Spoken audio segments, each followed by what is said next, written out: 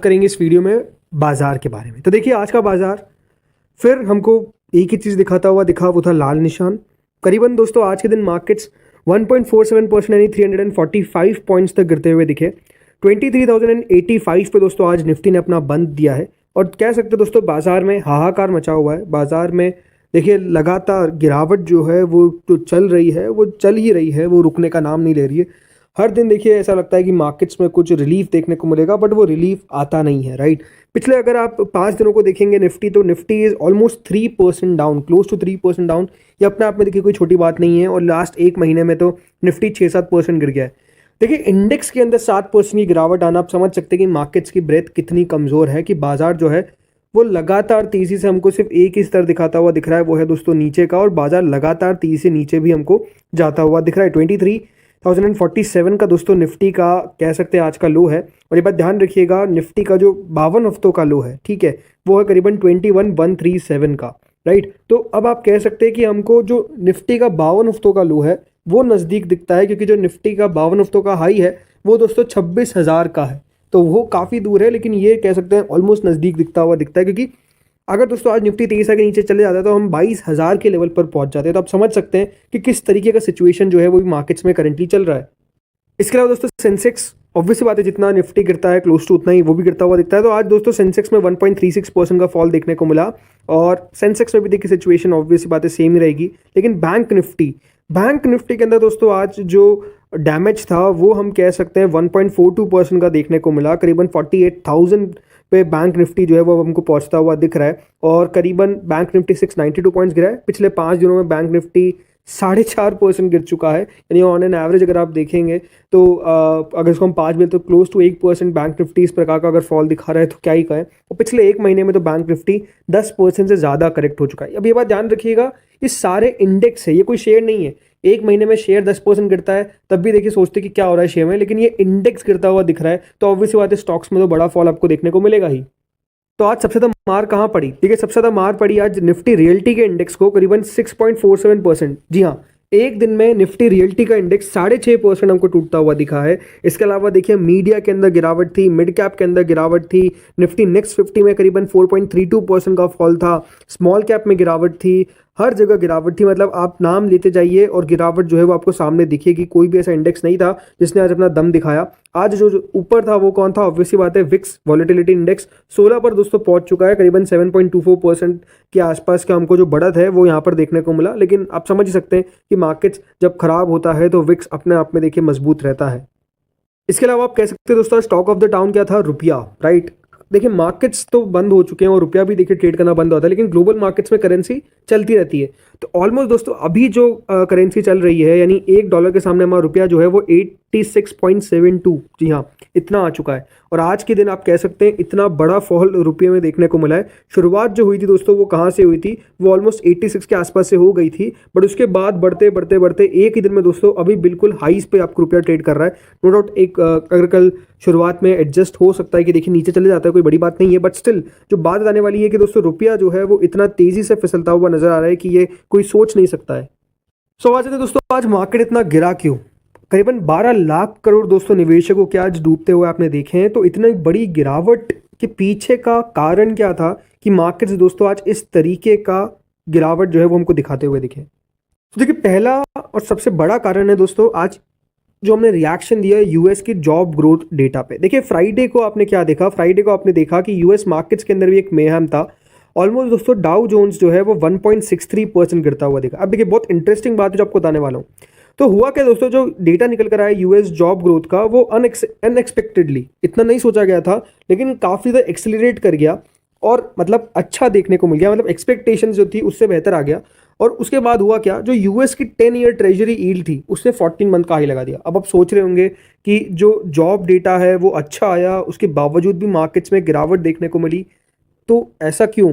देखिए इसके पीछे का कारण है। देखिए एक बड़ा कारण क्या है कि देखिए एक्सपेक्टेशंस थी कि जॉब डेटा जो है वो ठीक ठाक आता हुआ दिखेगा। एक्सपेक्टेशन थी कि करीबन 1.65 लाख जॉब के आसपास जो है वो क्रिएट हो सकती है, लेकिन जो डेटा आता है वो आता है करीबन 2.56 लाख जॉब का। अब हुआ क्या दोस्तों, इसका मतलब क्या है? इसका मतलब ये है कि दोस्तों जो यूएस की इकोनॉमी है, जहां पर हमको लग रहा था कि कठिनाई हो सकती है, प्रॉब्लम्स हो सकती है, बट इकोनॉमी तो बढ़िया कर रही है। जॉब्स क्रिएट हो रही है। तो फिर जो सबसे बड़ा सवाल आता है कि रेट कट करना ही क्यों है? जब देखिए सब कुछ चंगा है, सब कुछ बेहतर है, तो रेट कट करने की ज़रूरत क्या है?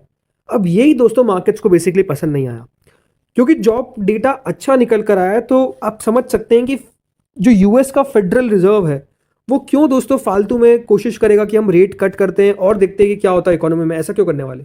अगर देखिए चीज़ें अच्छी चल रही है तो वो अच्छी चलने देंगे। तो यही दोस्तों एक सबसे बड़ा कारण है कि अब ऐसा लग रहा है कि जो रेट कट की एक्सपेक्टेशंस है वो बेसिकली कम हो चुकी है। और यहाँ पर लिखा हुआ है rate cut expectations in 2025 is now down to 1।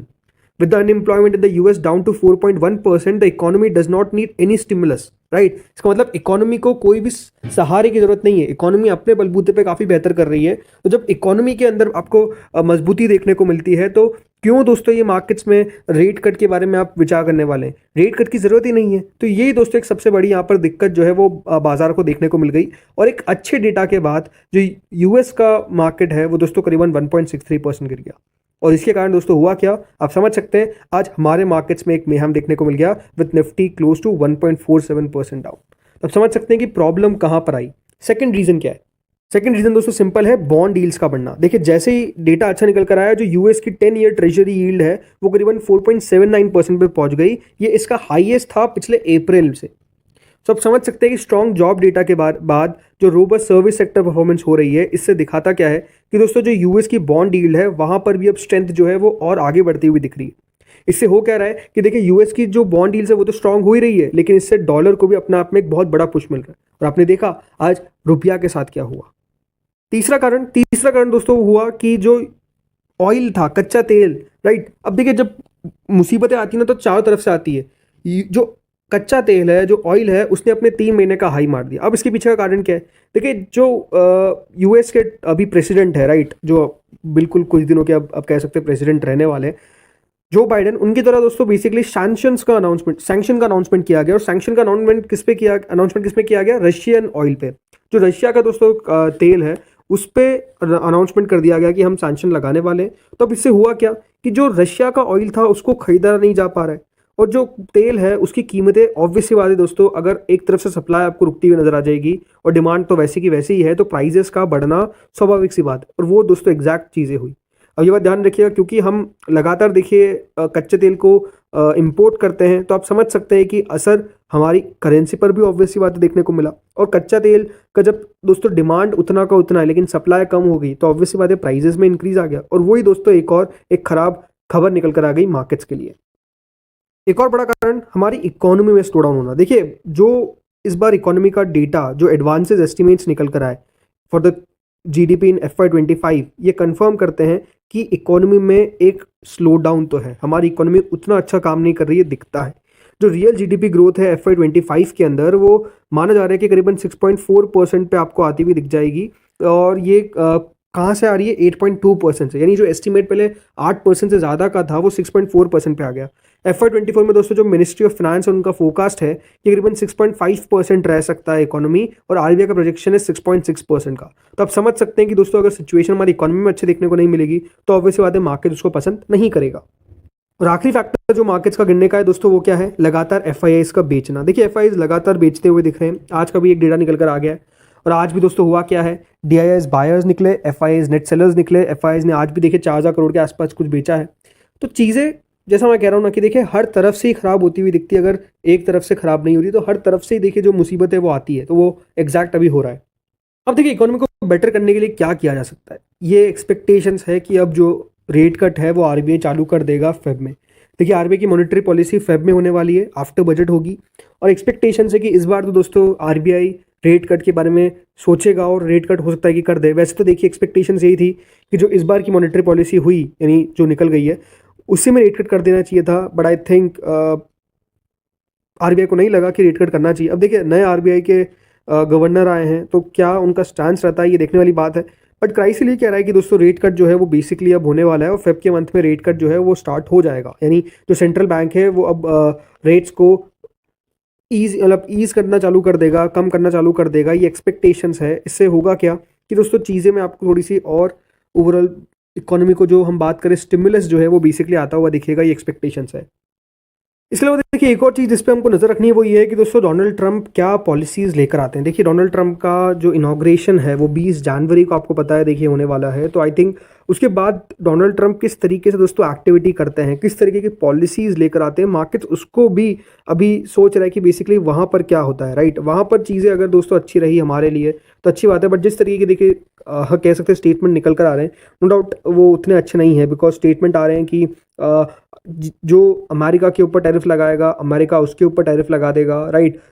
America first की बात जो है वो ज़्यादातर अभी आपको चलती हुई दिख रही है। तो आई थिंक वो सारी सिचुएशंस है। अब देखना है कि देखिए डोनाल्ड ट्रंप कितने ज़्यादा एक अच्छे प्रेसिडेंट साबित होते हैं, not for the America but for India, right. किस तरीके से पॉलिसीज़ जो है वो अफेक्ट करती है भारत की इकोनॉमी को, ये देखने वाली बात रहेगी।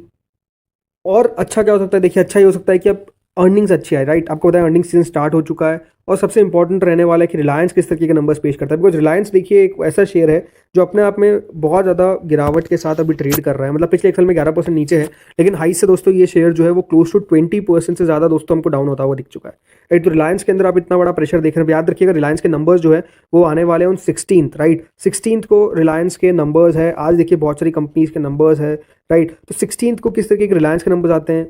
आईटी कंपनीज के नंबर्स तो नो डाउट अच्छे आते हुए नजर आए। आज HCL टेक के भी नंबर्स हमको आते हुए देखने को मिलने वाले हैं। तो आई थिंक अर्निंग सीजन अगर दोस्तों अच्छा रहा तो मार्केट्स उस पर भी रिएक्शन दे सकता है पॉजिटिव। तो ये देखिए सारी चीज़ें हैं। अब देखते हैं होता क्या है। आप लोग मुझे बताइए कि क्या निफ्टी कल 23,000 का लेवल ब्रीच कर देगा या फिर 23,000 के ऊपर ही हमको ट्रेड करता हुआ दिखेगा। बताइएगा आप लोग कमेंट सेक्शन में। इस वीडियो में इतना ही था। होपफुली वीडियो बढ़िया लगा होगा, समझ में आया होगा। मैं यही कहूँगा दोस्तों कि देखिए एट द एंड कि देखिए कहा जाता है कि कोई भी हो, भले वो इंसान हो या फिर निफ्टी हो, अंत में उसको ऊपर जाना है। तो यही हम सोच के चलते हैं कि बाजार भी ऊपर जाता हुआ दिखेगा। अगेन देखिए मार्केट्स के अंदर आपको बहुत बार ऐसे पेन देखने को मिलेंगे, सीवियर पेन देखने को मिलेंगे जब आपके पोर्टफोलियो मेरे पोर्टफोलियो की हालत बहुत ख़राब होगी, राइट। जो हम मुनाफा देख रहे थे वो मुनाफा काफ़ी घट चुका होगा। लेकिन यही देखिए मार्केट्स का नेचर है, राइट। हर तरफ हर बार देखिए ऊपर ही नहीं जा सकता मार्केट्स और हर बार देखिए नीचे नहीं जाएगा। अगर बुरा समय है तो अच्छा समय भी आएगा, उसी को लेकर चलिए। अच्छे कंपनीज है तो देखिए घबराने वाली बात नहीं है, राइट। मार्केट्स हमेशा एक बात ध्यान रखिए, घूमने में समय नहीं लगाता है। हाँ, जब तक नीचे रहता है तब तक ऐसा लगता है कि काश मैंने पहले बेच दिया होता, काश अब मैंने बाइंग करी होती। वो सब चीज़ें देखिए होगी, बट अगेन मार्केट्स में थोड़ा सा बिलीव रखिए। इंडियन इकोनॉमी में भी थोड़ा सा बिलीव रखिए। अभी इकोनॉमी में देखिए बहुत ग्रोथ होना बाकी है, तो मार्केट्स भी याद रखिएगा एक रिफ्लेक्शन है इकोनॉमी का। तो दोस्तों इस वीडियो में इतना ही था। Thank you friends for watching this video.